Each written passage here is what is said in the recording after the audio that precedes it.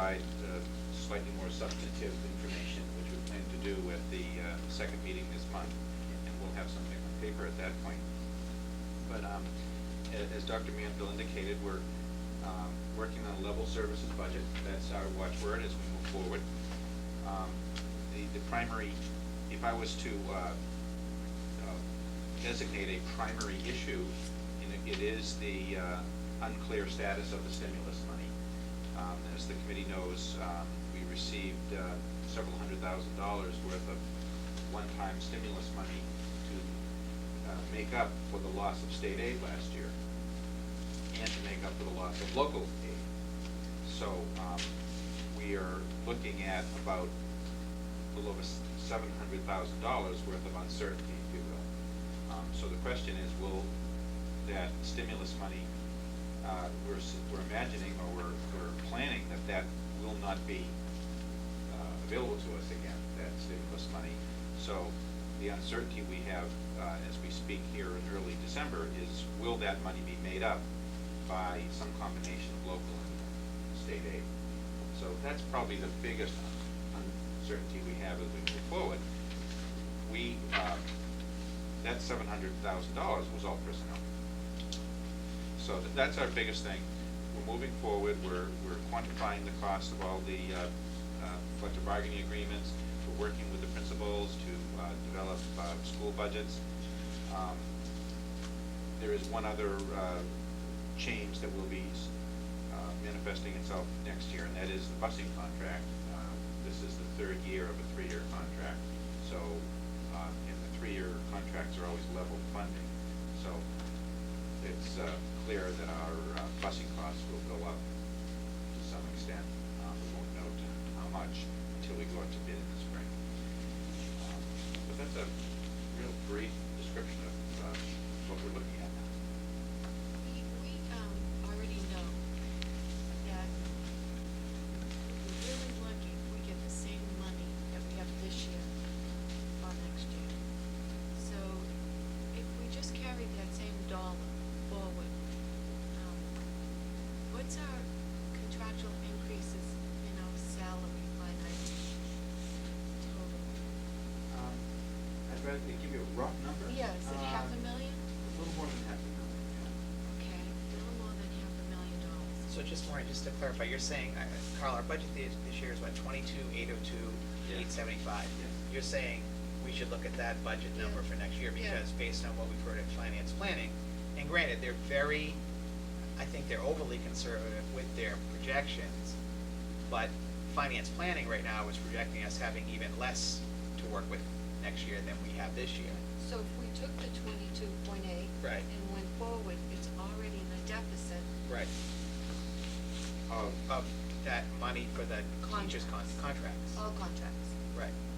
which we know were very. Recommend, They were good on those. Right. They're not huge increases. No. Well, you've got the contractual obligations. You also have the positions that were funded with stimulus money or funded with revolving accounts, because that money doesn't exist right now, and we have to figure out a way to fund that. So you probably, if everything goes the wrong way, you're probably looking at closer to 800,000 or a million. Right. All right, that would have to be cut in order to. Yes. Right. All right, and so the question comes back, and I see it generally that it falls into two very general categories. One, do we protect the class size? And we have a lot of data that shows that North Reading's strength is our class size and our testing yields good scores when we stay within our school committee range. In order to do that and still cut the budget, we look at cutting programs, which yields a shortened school week for kids, or a day for kids. I think back to the half-day Wednesdays. Now, it doesn't have to be a half-day on Wednesday. It could be a half-hour late start, Monday through Friday. But those tend to be the two areas we look to get the biggest savings. Either reduce staffing and increase class sizes, or reduce programs. And think of some kind of a shortened school day for the kids. We don't see any, in all the years that we have looked, something different, some something else. I've never found it, so. Carl, I just wanted to ask you a question. You said that about 700,000 of federal funds this year used most of the personnel. So is that the 419 from the ARRA and then 365 from IDEA? Well, I'm always amazed at how well you remember these numbers. The IDEA is 321. 321, okay. So that's potentially the one, of the three buckets of stimulus money, that is the particular bucket that I think has the best chance of being repeated. But we've had no indication.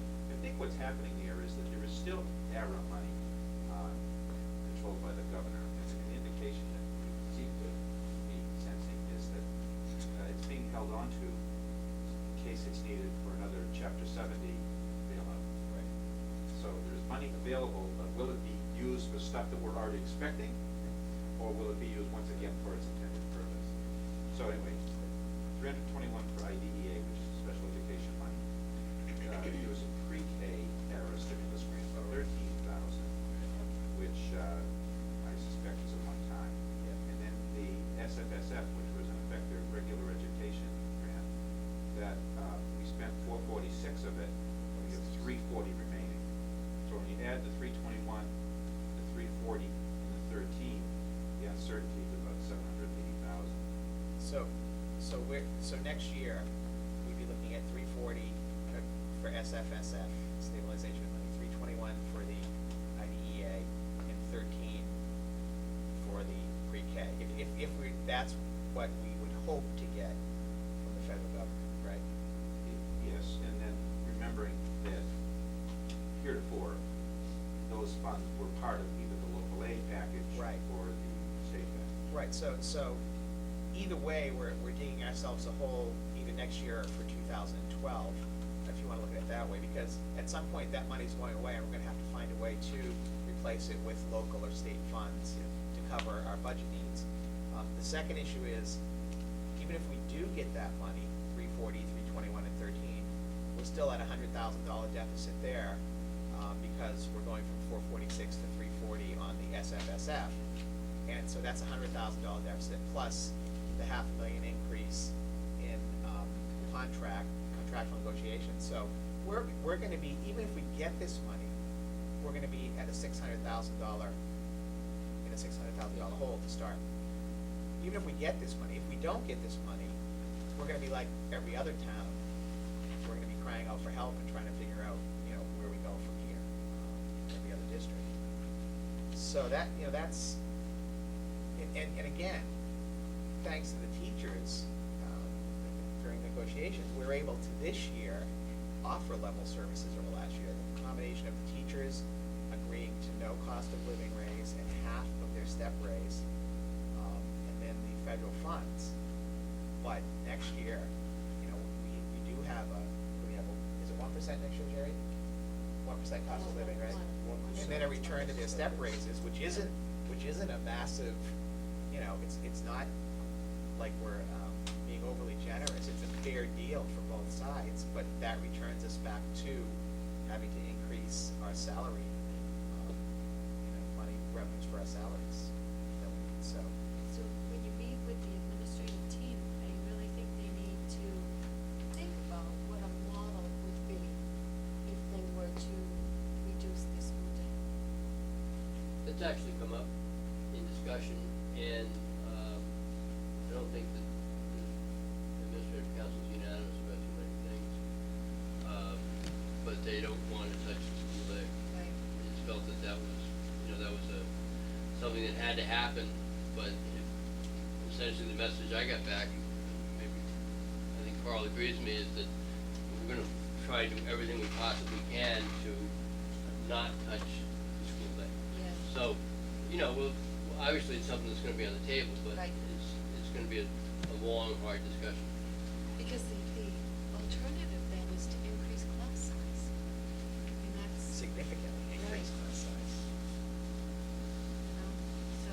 But I think Maureen's right. I think that we need to take the budget we have this year and say that's what we're gonna have next year. Yeah.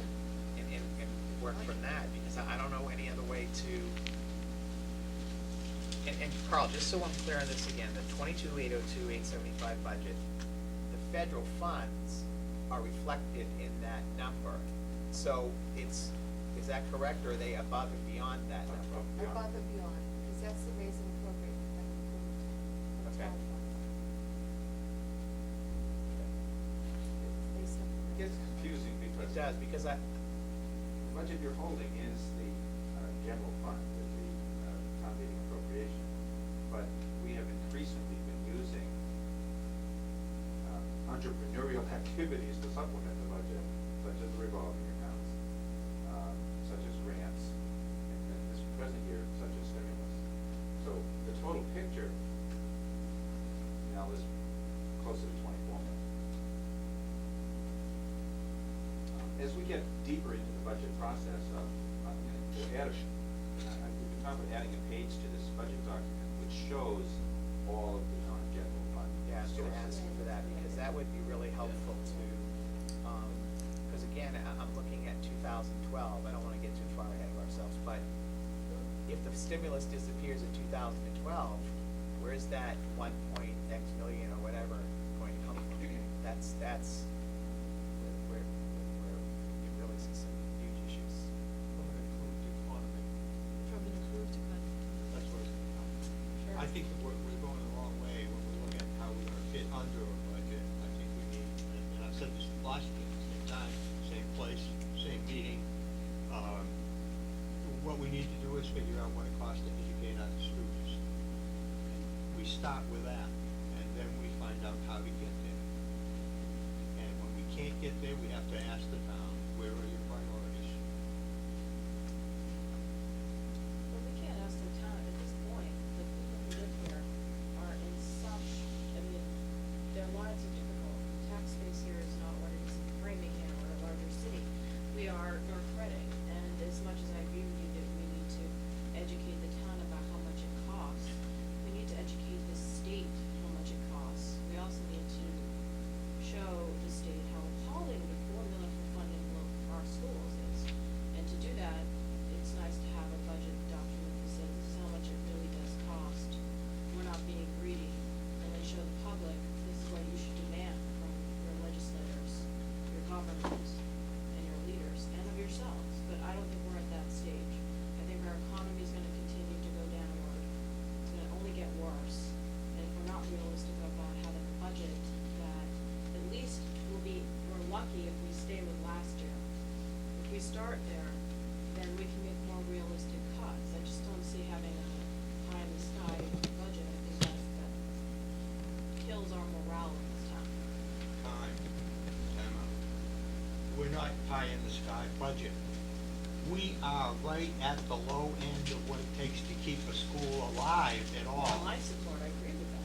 We are, the fact that the kids don't vote, that's a problem. We need to give the kids a vote. And when the kids don't vote, so they get kicked off. And we can chisel it down so that they have practically no education at all if we work at it. And the kids don't vote, so they're not gonna hurt us, right?